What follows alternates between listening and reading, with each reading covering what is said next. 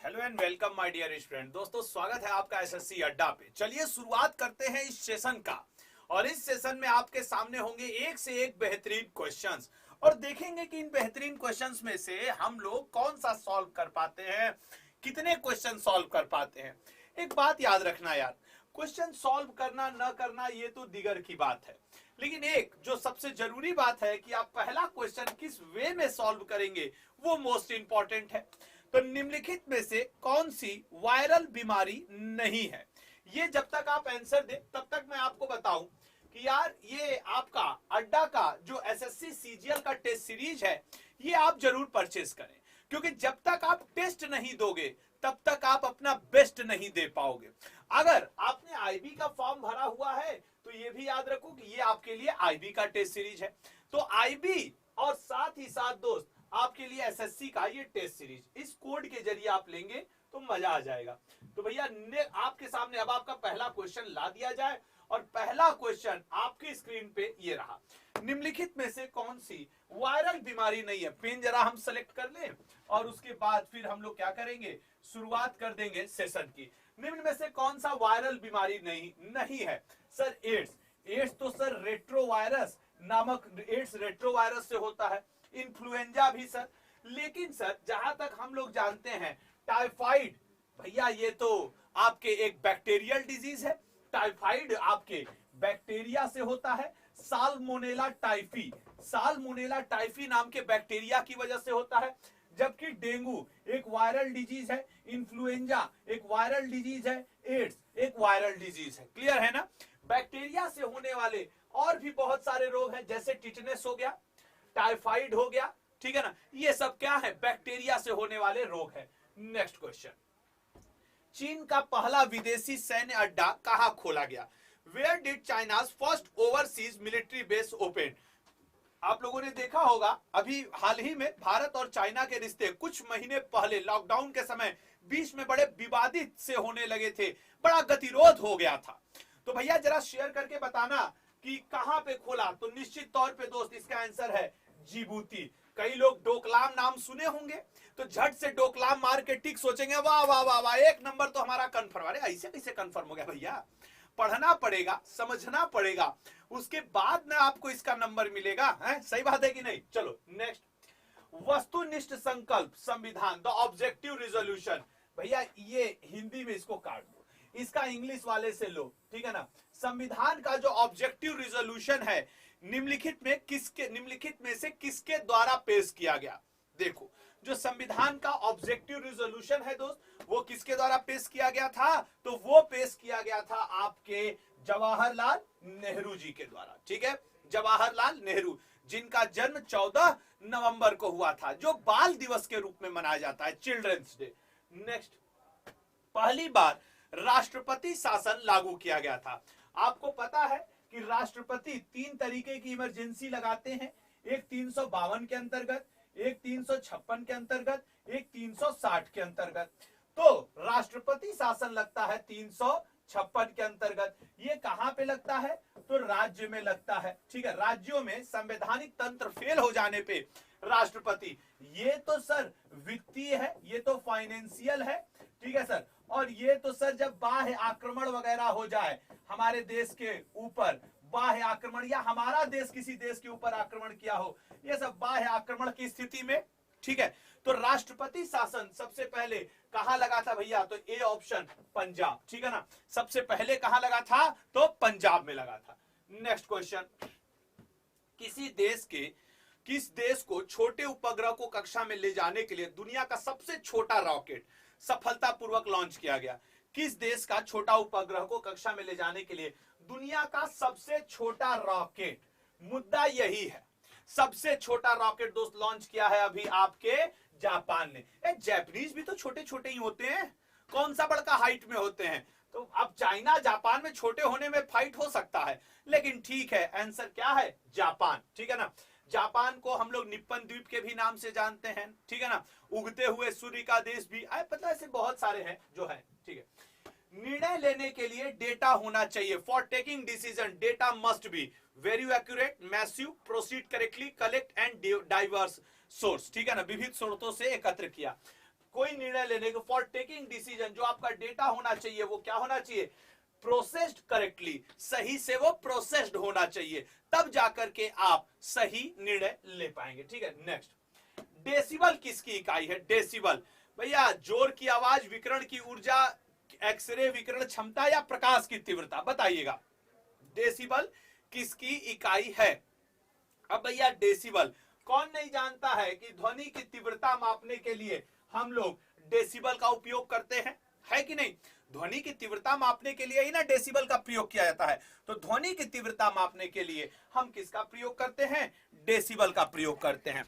अच्छा, कुछ लोग कह रहे हैं सर आवाज धीमे आ रही थी। दोस्त मैंने माइक को नीचे रख दिया था इसलिए आवाज धीमे आ रही थी, अब आपको आवाज और तेज आने लगेगी। ठीक है, ये लीजिए, अब आ रही आवाज। ठीक है, चलो अगला क्वेश्चन, नेक्स्ट, सामुदायिक विकास कार्यक्रम पहली बार किस वर्ष लाया गया था, कम्युनिटी डेवलपमेंट प्रोग्राम। बहुत ही शानदार क्वेश्चन दोस्तों। कम्युनिटी डेवलपमेंट प्रोग्राम लाने वाले कौन थे, तो जवाहरलाल नेहरू जी। और जब यही कम्युनिटी डेवलपमेंट प्रोग्राम फेल हुआ था तो उसके बाद 1957 में इन्होंने बलवंत राय मेहता कमेटी बना करके उसका रिकमेंडेशन लिया और पंचायती राज लागू किया था। तो community development program basically fail हो गया था और 1952 ईस्वी में जवाहरलाल नेहरू जी ने क्या किया था, इसको गांवों के समग्र विकास के लिए लॉन्च किया था। लेकिन ये अपने उद्देश्यों की प्राप्ति नहीं कर सका था, पॉइंट समझना, अपने उद्देश्यों की प्राप्ति नहीं कर सका। तब जाकर के दोस्तों क्या किया गया, नेहरू जी ने बलवंत राय मेहता की कमेटी बनाई और बलवंत राय मेहता की सिफारिश के आधार पर पंचायती राज लागू किया। और आपको पता है कि पंचायती राज का जनक हम किसे कहते हैं, बलवंत राय मेहता। नेक्स्ट क्वेश्चन, जब आपातकाल की घोषणा लागू होती है तो लोकसभा की अवधि को संसद द्वारा एक टाइम के लिए कितना बढ़ाया जा सकता है, मतलब आपातकाल लगा हो, अब आपको बताना है कि संसद द्वारा इसे कितना बढ़ाया जा सकता है। तो आप कहेंगे सर इसे बढ़ाया जा सकता है अधिकतम 1 वर्ष के लिए। अधिकतम ऐसा एक बार हुआ भी था, याद करो 1975-76 में जब इमरजेंसी लगा था तो 1 साल के लिए इंदिरा गांधी जी के समय क्या बढ़ा दिया गया था, लोकसभा का कार्यकाल बढ़ा दिया गया था। ठीक है ना। नेक्स्ट क्वेश्चन, अनुच्छेद के तहत संविधान में मनी बिल को परिभाषित किया गया है। कौन सा अनुच्छेद है जो मनी बिल, भाई इतना कठिन तो है नहीं कि हम लोग इसका आंसर ना कर सके। अच्छा, यहां पे आपको बताइए छुआछूत, छुआछूत का अंत, छुआछूत का अंत ये खूब पूछता है कि किस आर्टिकल में है, ये बताइए।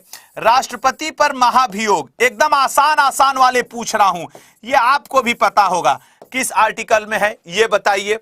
उसके अलावा दोस्त आरक्षण का जिक्र, ये थोड़ा सा टफ कर दिया, आरक्षण का जिक्र किस आर्टिकल में है ये बता दीजिएगा। ठीक है ना, आरक्षण का जिक्र किस आर्टिकल में है ये बता दीजिएगा।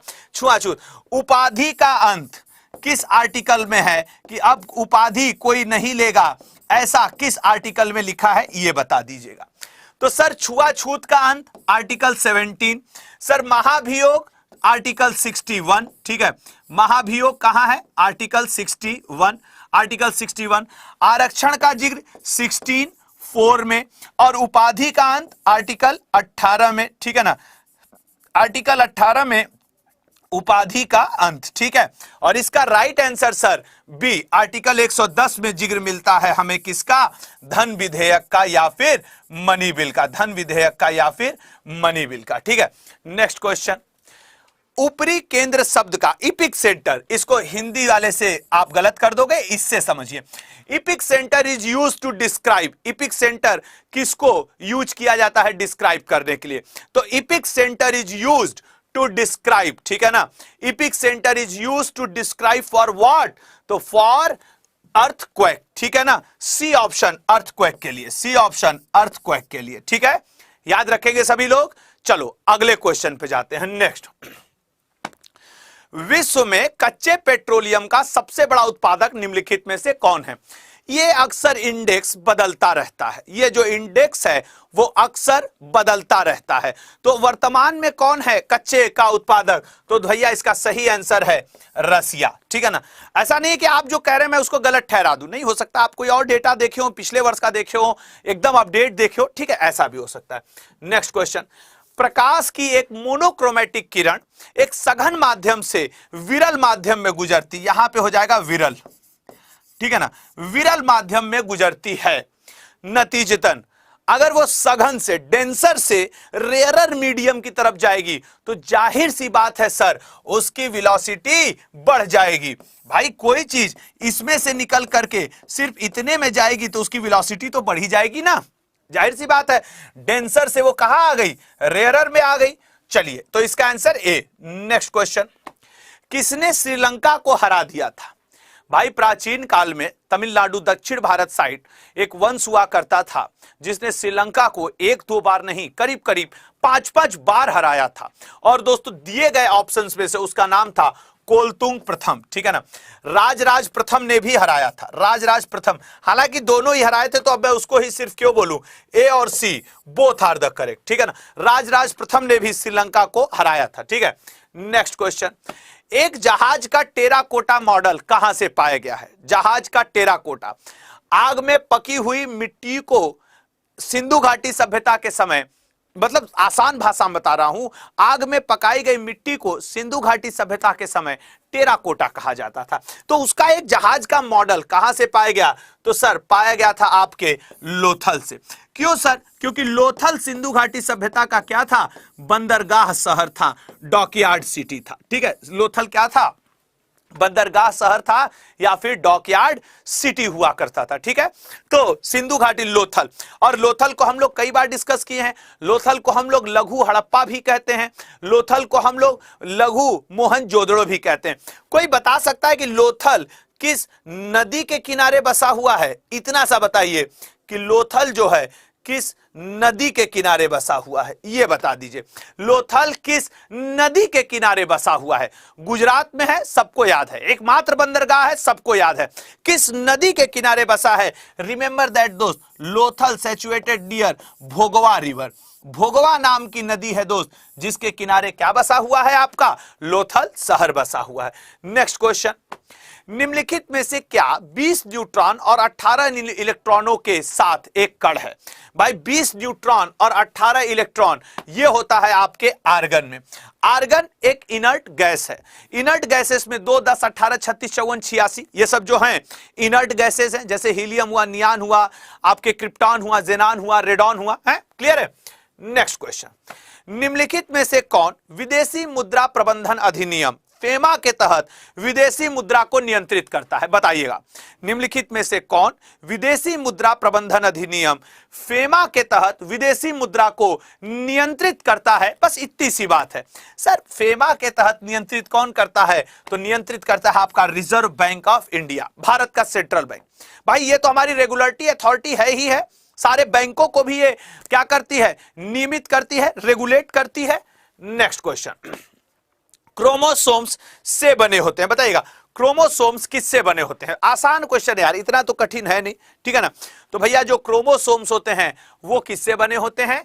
तो सही आंसर क्या है? डीएनए और प्रोटीन के, ठीक है ना। डीएनए और प्रोटीन के बने होते हैं आपके क्रोमोसोम्स, ठीक है। चलिए अगले क्वेश्चन पे आते हैं। भारत में पूंजी बाजार के लिए नियामक प्राधिकरण है। The regulatory authority for capital market in India is, regulatory authority capital market in India is कौन है भाई? पूंजी बाजार के लिए। तो सर पूंजी बाजार के लिए नियामक कौन है? सेबी, ठीक है ना। पूंजी बाजार देखने के लिए, कैपिटल मार्केट के लिए, ठीक है, सेबी है। नेक्स्ट क्वेश्चन, पौधों में संवहनी बंडल को संदर्भित करता है। संवहनी मतलब किसी चीज को ले जाने के लिए, तो सर संवहनी बंडल को कौन संदर्भित करता है? Both A and B. भाई जाइलम के थ्रू पौधे अपना क्या ग्रहण करते हैं? सर वाटर और मिनरल ग्रहण कर लेते हैं। जाइलम के थ्रू वाटर हो जाता है, फ्लोएम के थ्रू सर ये अपना फूड ग्रहण कर लेते हैं पौधे। तो दोनों ही तो संवहनी मंडल के क्या हुए? एग्जाम्पल हुए।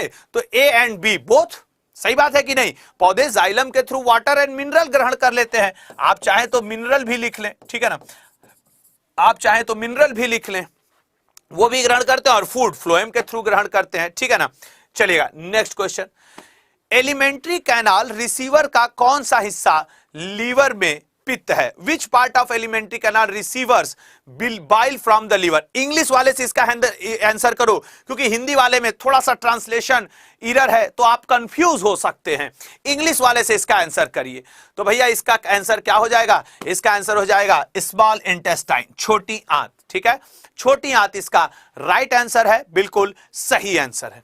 नेक्स्ट क्वेश्चन, हवा की अनुपस्थिति में, इंग्लिश वाले से इसका भी, heating of an ore below its melting point. ठीक है, heating of an ore below its melting point in the absence of air is known as.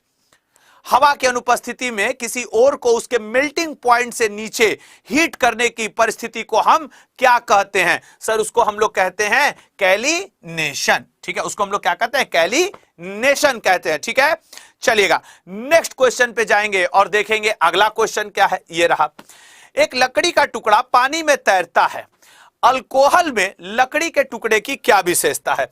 अच्छा, ये अल्कोहल का पीएच वैल्यू कितना होता है? अल्कोहल का पीएच वैल्यू कितना होता है जरा बताइएगा। अल्कोहल का पीएच वैल्यू, तो भाई याद रखिएगा अल्कोहल का पीएच वैल्यू कितना होता है?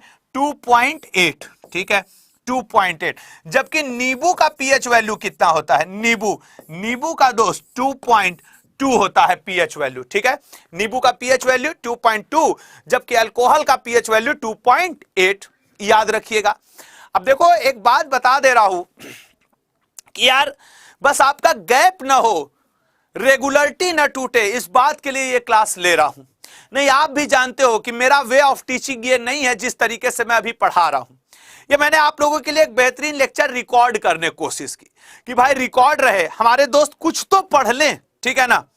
तो लेकिन सोमवार से 8 तारीख से मैं आपके साथ बेहतरीन ढंग से और अच्छे से जुड़ूंगा। ठीक है, इस क्वेश्चन का आंसर क्या हो जाएगा दोस्त? इसका आंसर हो जाएगा D option, immerse and uplift. पहले डूबेगा और फिर उठेगा। ठीक है, नेक्स्ट क्वेश्चन, निम्नलिखित में से कौन बैंक एक वाणिज्यिक बैंक है? कौन एक वाणिज्यिक बैंक है? Commercial bank. सर वाणिज्यिक बैंक इनमें से एक ही है और वो क्या है? State bank of India. अच्छा, इसमें से कितने लोगों का स्टेट बैंक ऑफ इंडिया में खाता है बताओ? मैंने तो अपने लाइफ का जो 2007-8 में पहला अकाउंट खुलवाया था वही मेरा खुला था स्टेट बैंक ऑफ इंडिया में। तो मैं तो भैया स्टेट बैंक ऑफ इंडिया का बहुत बड़ा खाताधारक हूं। बड़ा इन द सेंस कि मतलब हाँ पुराने समय से हूं, मतलब जब छोटे थे यार तब खुलवा लिए पापा मम्मी के साथ जाकर के। तो ये रहा। ठीक है, अगला क्वेश्चन आपके स्क्रीन पे आने जा रहा है, बड़ा सोच समझ के आंसर करिएगा कि क्या इसका राइट आंसर होगा। नेक्स्ट, संविधान में मौलिक कर्तव्यों को शामिल किया गया। कुछ ऐसे संविधान संशोधन है जो आपसे एग्जाम में अक्सर पूछता रहता है। ठीक है ना? तो जरा बताना 61वां संविधान संशोधन में क्या हुआ, 52वां संविधान संशोधन में क्या हुआ, 92वां संविधान संशोधन के थ्रू क्या हुआ था? ठीक है ना? 74वें संविधान संशोधन के थ्रू क्या हुआ था?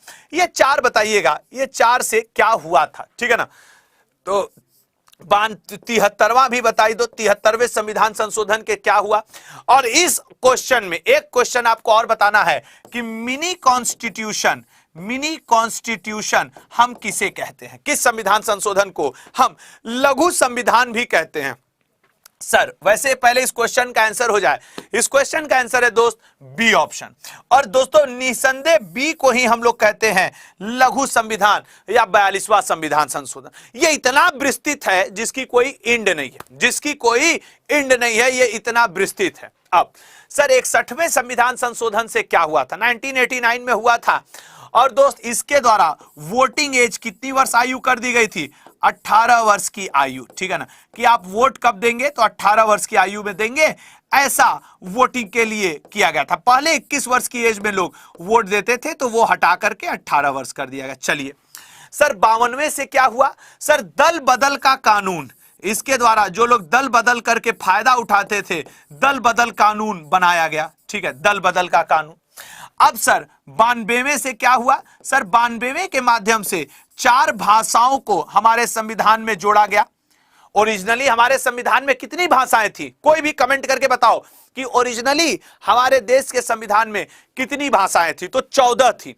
92वें संविधान संशोधन के द्वारा 4 भाषाएं डोगरी, संथाली, मैथिली और बोडो जोड़ा गया। 74वां दोस्तों हम लोग म्युनिसिपैलिटीज के लिए किए और 73वां दोस्तों हम लोग पंचायती राज के लिए किए, ठीक है ना। 73वां हम लोग पंचायती राज के लिए किए। तो ये कुछ ऐसी मैंने पांच छह इंपॉर्टेंट संविधान संशोधन लिखे जो आपके लिए स्क्रीन पे मौजूद है, ठीक है ना। तो ओवरऑल इस क्वेश्चन का आंसर क्या रहा? 42वां संविधान संशोधन।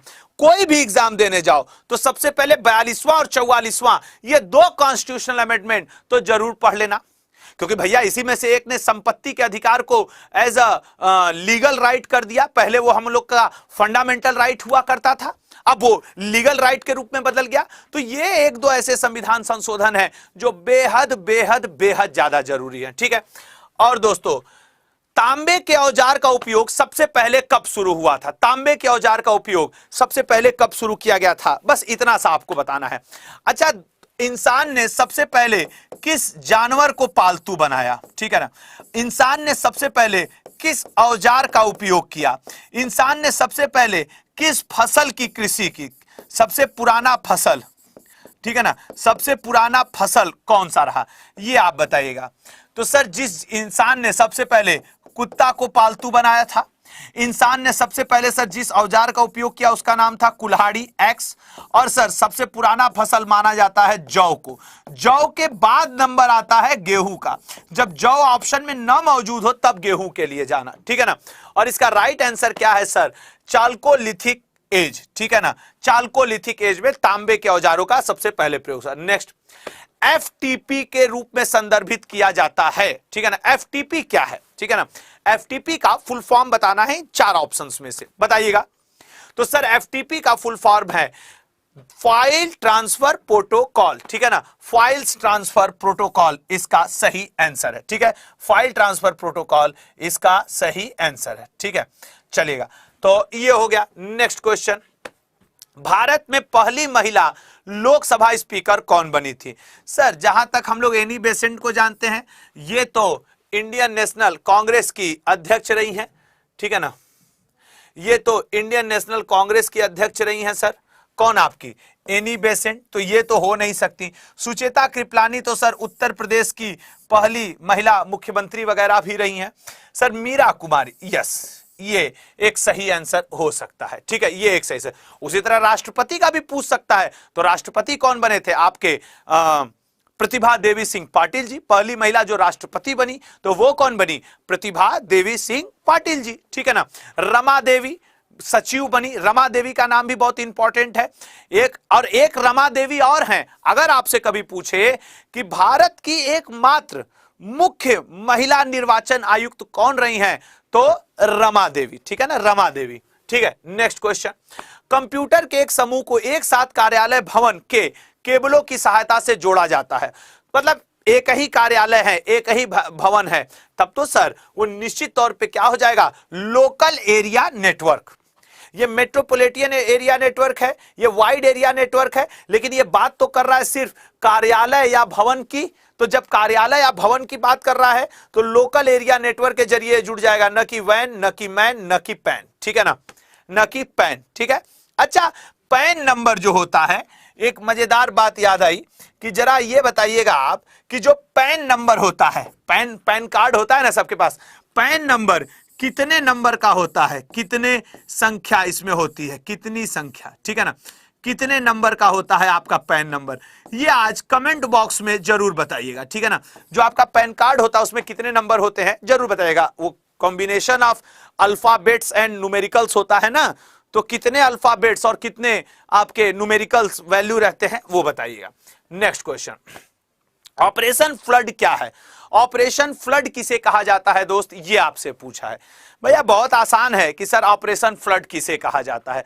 भाई ऑपरेशन फ्लड भारत में दुग्ध उत्पादन के लिए आया था और इसने अपनी जो सफलता थी वो भी हासिल किया था। ऑपरेशन फ्लड दोस्त निश्चित तौर पे दूध के उत्पादन और वितरण का एक मिशन है। ऑपरेशन फ्लड दूध और वर्गीज कुरियन को दोस्त भारत में इसके जन्म के लिए जिम्मेदार माना जाता है वर्गीज कुरियन, ठीक है ना, वर्गीज कुरियन, ठीक है ये। और इन्होंने ही गुजरात में अमूल, आनंद मिल्क यूनियन लिमिटेड, ठीक है, आनंद मिल्क यूनियन लिमिटेड। वो एक ऐड भी दिया था, अमूल दूध पीता है इंडिया, तो ये अमूल दूध पीता है इंडिया वाली स्थिति है। 30 क्वेश्चन, ठीक है। और दोस्तों आप एसएससी के फाउंडेशन बैच से चाहें तो जुड़ जाएं, और इस कोड के जरिए बहुत ही बड़ा छूट है। साथ ही साथ दोस्त आईबी का क्रैश कोर्स बैच अभी 1 या 2 दिन हुआ है मात्र इस बैच को शुरू हुए, बेहतरीन ढंग से चल रहा है। मेरा आपसे रिक्वेस्ट है कि यदि आप 15 से 20 दिन में पूरे सब्जेक्ट पे अपनी पकड़ बनाना चाहते हैं, जैसे जीएस, पॉलिटी, हिस्ट्री, जियोग्राफी सब जीएस के अंतर्गत आ गए, math, English, reasoning, current affair, static data, तो आपके लिए ये बैच शानदार है, ठीक है। और हां, तैयारी कुछ भी करो यार, टेस्ट सीरीज जरूर ज्वाइन करो, टेस्ट जरूर दो। बैच से ज्यादा जरूरी मेरे हिसाब से टेस्ट सीरीज है, तो ये आपके लिए वो टेस्ट है आईबी का, ये आपके लिए एसएससी सीजीएल के लिए टेस्ट सीरीज है, क्योंकि अब सभी एग्जाम अप्रैल मई में, मार्च के बाद से एग्जामों की झड़ी लग गई है, तो जरूर इसको ज्वाइन करें, ठीक है। और दोस्तों आपसे एक रिक्वेस्ट है कि भैया अड्डा 247 से आप कोई भी प्रोडक्ट लेते हैं तो please use code Y182 code का प्रयोग करें, ठीक है मेरे दोस्तों। Thank you so much my dear students, हमारे साथ जुड़ने के लिए, हमारे साथ बने रहने के लिए। चैनल को लाइक, शेयर, सब्सक्राइब जरूर करें। Thank you so much. मिलते हैं आपसे अपने अगले दिन के शाम 7 बजे के शो में। Thank you so much my dear students, so much.